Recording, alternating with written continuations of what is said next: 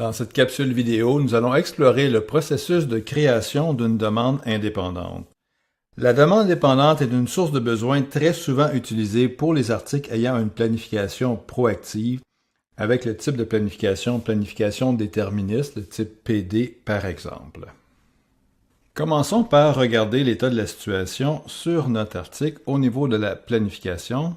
Allons donc dans l'état dynamique des stocks, transaction MD04 pour un accès individuel. Nous prenons à nouveau l'article 50 F935 dans la division 50 PT.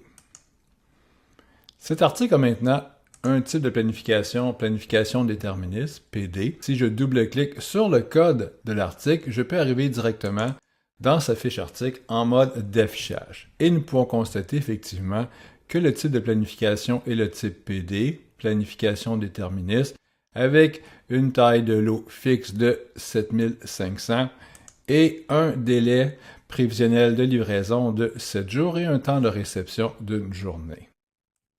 Revenons à l'état dynamique des stocks. Il n'y a présentement aucun besoin prévisionnel et l'article a déjà une quantité de 1000 disponibles en stock. Pour lancer le processus de planification proactif, il faut premièrement créer une demande indépendante prévisionnelle, ce que nous allons faire à l'aide d'une autre session. La transaction de création d'une demande indépendante prévisionnelle peut être atteinte en suivant le chemin logistique, production, planification de production, gestion de demande, besoin dépendant, créer transaction MD61. Je double-clique sur la transaction. Je dois spécifier le code de l'article, la division.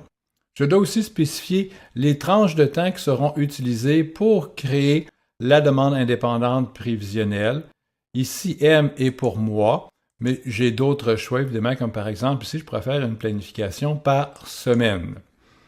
Dans les champs ici, je spécifie quand je vais commencer et jusqu'où je veux aller pour pouvoir créer une demande indépendante prévisionnelle. À remarquer que lorsqu'on clique sur le sélecteur de date, on peut voir dans la première colonne le numéro du mois et dans la deuxième colonne le numéro de la semaine.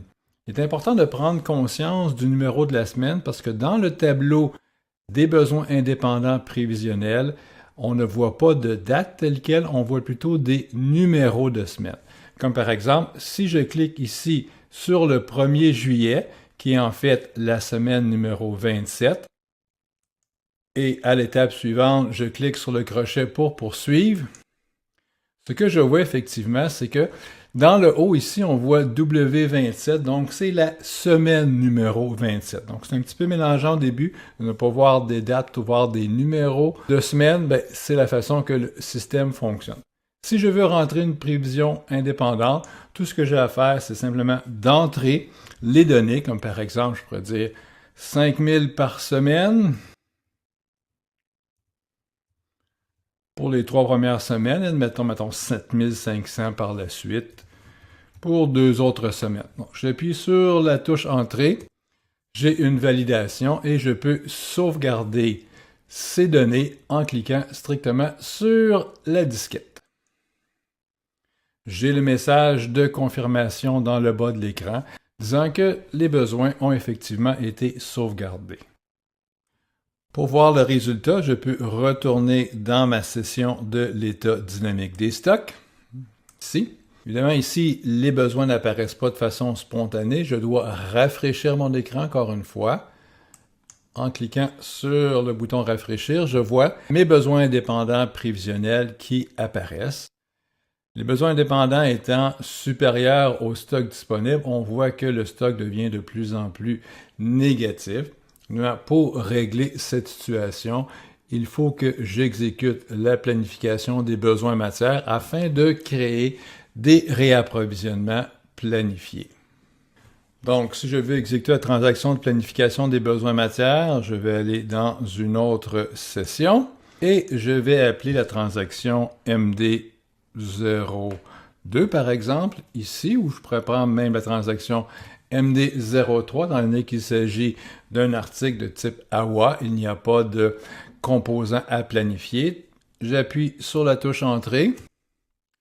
J'ai mes paramètres comme nous avons vu dans une vidéo précédente.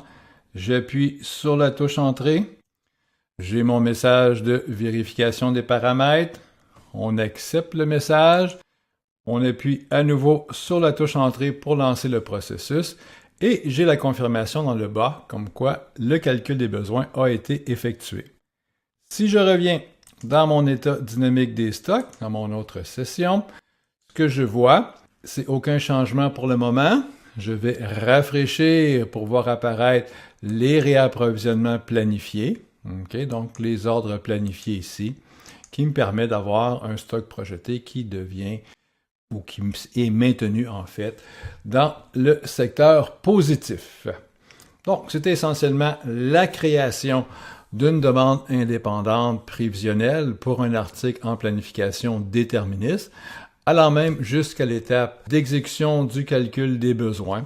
Évidemment, les réapprovisionnements par la suite se font comme nous avons vu dans d'autres vidéos, c'est-à-dire par la conversion des ordres planifiés en demande d'achat, puis demande d'achat en bon de commande et finalement une réception en stock.